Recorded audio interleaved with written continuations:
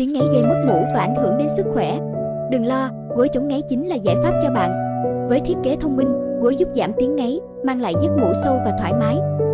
Ưu điểm nổi bật: hỗ trợ đầu và cổ, thông thoáng đường thở, giảm tiếng ngáy, giảm đau nhức cổ vai, cải thiện tuần hoàn và cung cấp oxy lên não. Chất liệu vải tencel mềm mại, thoáng mát, thấm hút mồ hôi và ruột gối đàn hồi cao, không xẹp lún.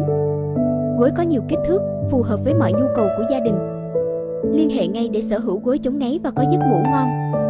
Chúc bạn ngủ ngon, không còn tiếng ngáy.